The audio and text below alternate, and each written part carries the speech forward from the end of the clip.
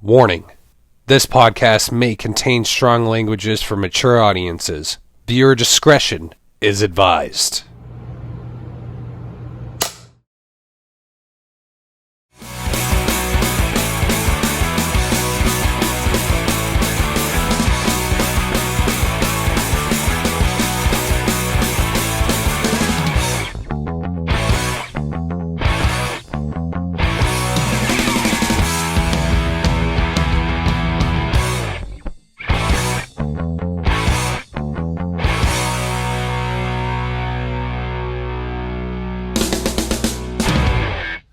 Hello everyone, this is the B13 NerdCast of Randomness, and I'm your host, Brandon Belanger, and this is the podcast we talk about everything and anything, and guys, this is going to be the first time that we'll be talking about some nerdy subjects, and this is going to be called Nerd Suggestions.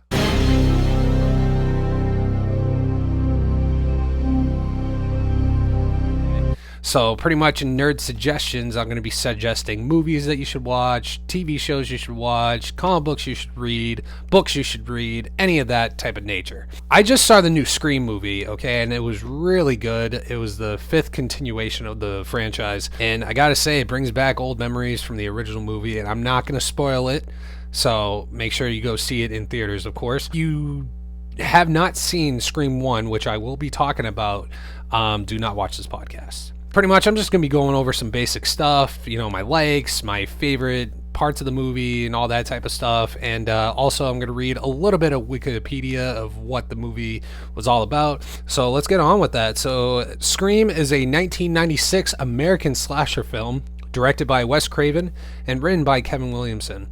The film stars David Arquette, Neve Campbell, Courtney Cox, Matthew Lillard, Rose McGowan, Skeet Ulrich, Jamie Kennedy, and Drew Barrymore. Released on December 20th, it would follow Sidney Prescott's, Neve Campbell's character, a high school student in the fiction town of Woodsboro, California, who becomes the target of a mysterious killer in a Halloween costume known as Ghostface. The film satirizes the clinches, I probably pronounced that wrong, sorry for that, of the slasher genre popularization in films such as Halloween, Friday the 13th, and Wes Craven's own Nightmare on Elm Street.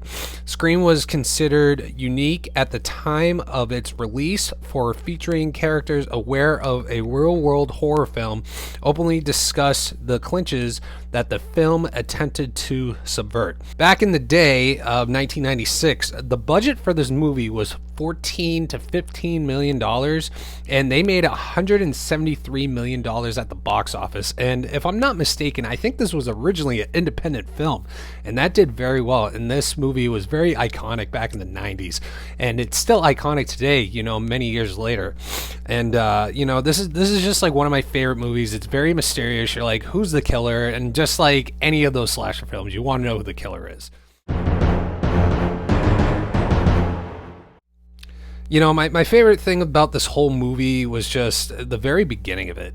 Okay, my favorite part of the whole movie was the beginning of it, knowing that Drew Barrymore was at the very beginning. You thought she was the main character, and she dies at the beginning. It's insane.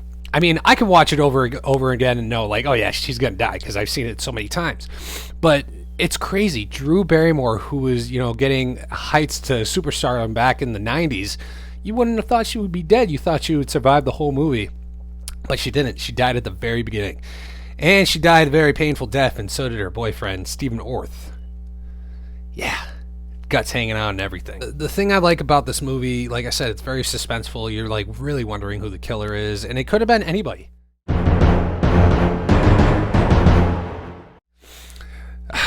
You know, Billy Loomis, the killer himself, the evil boyfriend of Sidney Prescott. Let's start at the beginning. So Sidney's mother passed away a year before. This is what the story plot is. Her mother died a year before, and she blamed it on this guy named Cotton Weary, all right, and thought he was the killer. But this entire time, it was her boyfriend, Billy Loomis. And throughout the movie, Billy Loomis really looks like a character that you're like, yeah, it's pretty obvious. He's the killer. You know, he probably wants to get some revenge. but he played it off very well and played very innocent throughout the movie. He got arrested and somehow he got away with it. Then she sees Billy get stabbed by the killer, so she thought, and didn't realize, oh, he wasn't the killer. Then eventually saw him come back to life and realized, oh, he was the killer. So there was two killers in the movie that played it off. It was him and Stu. And just Billy Loomis's character was very suspenseful. You're like, what's behind, that gorgeous hair that he had going on, right?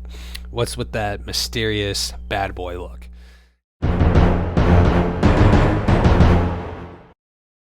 God, favorite line. There's so many of them. The only thing that comes to mind was towards the end when when Stu was getting stabbed to death by Billy. He was getting stabbed like multiple times, and he's like dying like on the counter. He's like, and Billy has the gun. He's like, "Find her, you dipshit, get up!" And he's like, "Billy, I can't. You cut me in two pieces. I think I'm dying here, man." And he's like literally dying like this, and all of a sudden Billy puts the phone in his hand, and he's just like, "Hello?" Peer pressure. I'm far too sensitive. Billy rips the phone out of his hand. He's like, "I'm gonna rip you off, you bitch, just like your fucking mother." And she's like, "You better find me, ass, you pansy ass mama's boy." And then he just throws the phone. And by the way, that was improvised. That wasn't part of the scripture. I saw an interview with Skeet Ulrich, who played Billy Loomis, and Matthew Lillard, who played as Stu. They said that was that just happened. That was just part of the heat of the moment of the character. And I guess Matthew Lillard still calls Skeet Ulrich a dick about that. So yeah, Billy took the phone, chucks it at his head while he's like dying, and then he's like bleeding to death, and he's like, "You hit me with the phone, you dick!"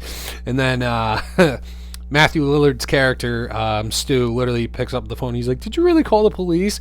And then Cindy's like, "You bet your sorry ass I did." And he's like, "Bye, Mom and Dad, you're gonna be so mad at me." Fucking hilarious.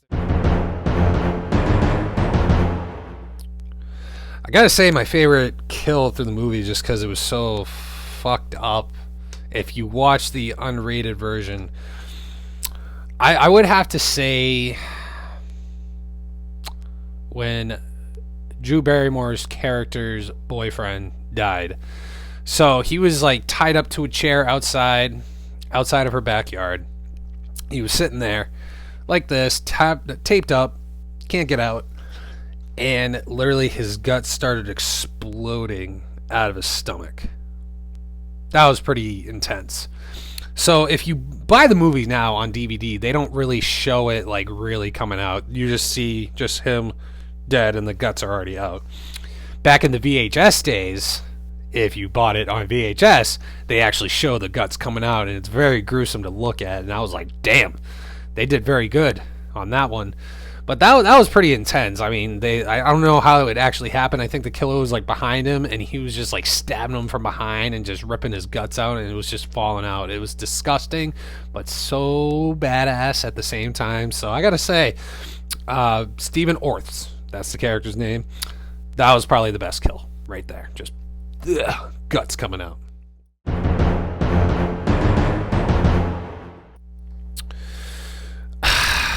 The biggest surprise in this movie, besides Drew Barrymore dying at the beginning of the movie, because it's like, again, she's a big actress. You didn't think she was going to die. Nothing surprises me when you watch this movie 1,000 times, because you already know what's going to happen, finding out that Billy Loomis was the killer. I mean, it wasn't that much of a surprise, but it was a surprise, because you thought he was innocent when you saw Ghostface like literally stabbing him after him and Cindy, did the bound chicka wow wow in the bedroom. You know what I'm saying?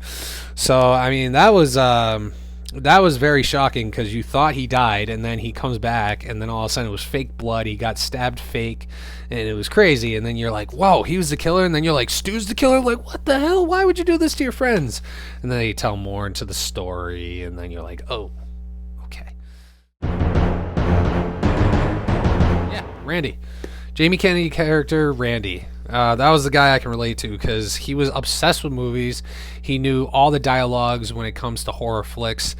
Love horror movies myself. Love movies. Always wanted to work at a video store, but that never got to happen. The only thing I had close to working at a fucking video store was FYE at the time. But now they're not really selling many big movies or DVDs or CDs anymore because you can just download this shit. There's live streaming, but I'm still a DVD collector. Quickly, it's fucking amazing. A little more in depth with it, I would have to say I enjoyed the cast. I thought they did a great job with the cast. I love that they put Drew Barrymore in there. You think she's going to be the main star, and boom, hacked up in the first 10 minutes. I really enjoyed that they had two killers. They spent the entire film showing you that there's only one, and you get that great 180 twist with Stu at the end. Other than that, I would like to say that this could actually happen in real life. Two unstable kids decide to hack up their high school friends. Hey, I went to high school. I get it. I like that there's no coming out of a lake, no breaking out of an insane asylum, or that the same killer through all 10 movies, and there's no voodoo, there's no black magic for them to come back. That's one of my favorite things about all of the Scream movies, is that there's no same killer in any of them. Okay, why I like the original Scream made in 1996. Like I said, the plot of the movie is very different from any of the horror movies made at that time. Like I said, the first play of the movie, the first thing is you hear the phone ring, and then it's got your attention right away. It's the killer calling the girl. Obviously, you see she's terrified right away and everything that's going on. And then the stuff that's happening, and then he keeps it, it seems like an innocent conversation at first, and then he starts asking her weird questions, then it ends up her boyfriend being out there and stuff like that. So that was very different and interesting. Then obviously when they show her dead, hanging with all her guts hanging out, like, wow, this is going to be a really good movie, and a different horror movie than anything I've seen at that time. And then they keep trying to figure out who it is. I don't know if it's Sid's father, who might be on revenge, because they tell you in the movie that, the mother has been dead for a year. It's the anniversary of his wife's death, so maybe he was, doing murders because of get revenge on his wife's death. Then you have the killers, who we find out who they are, obviously. But then they find out that they have two killers. Obviously, you find out too in the movie. But it's just a really well-made movie. What's not to like about the movie Scream? It opened up a franchise of lots of movies, sequels, quotes. Opens up with Drew Barrymore. Awesome actress right there. Famous quotes of, do you like scary movies? Instills fear of you being home alone. And then also other those famous quotes, I'll be right back. Makes you worry if they don't come back. And then Sidney Prescott's character, what a powerful character. Throughout all of it, you see, her grow throughout the series. Big thing. Then you have, David Arquette, Courtney Cox, and how they kind of come from the, grow throughout the series, and become more. And then Screamface, so iconic, big pop culture. To this day, I still see Screamface being used as a Halloween character. So many reasons why I love Scream. So here's my review on the movie Scream. I thought the fucking death scenes were fantastic. The casting choice was great. My three favorite scenes in the movie were... Here's number one, is when Billy opens the door and Randy's comes in and he says, Stu's flipped out, he's gone mad.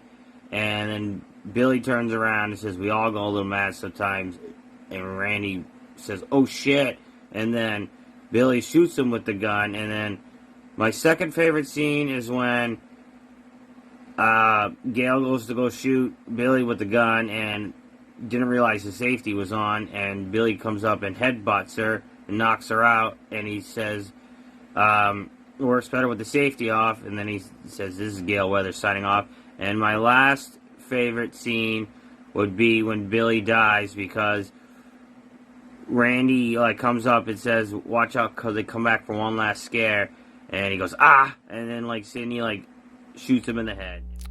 So with this podcast, it's not going to be long like all the other ones. Pretty much I would do 1 hour interviews or 1 hour discussions with people on the podcast, talk about their personal lives, how we met, how we became friends, and talk about them and stuff. This is just more like a recap a little bit on movies that I liked, and hopefully you guys listen to it a little bit and, trying to watch the movie yourself. If you watched it, we're great friends. But if you haven't watched it, go watch it. Scream's a great movie. Try to give you as much information as I can. Don't want to give too much away because I don't want to kill the vibes of people who really want to watch the movie.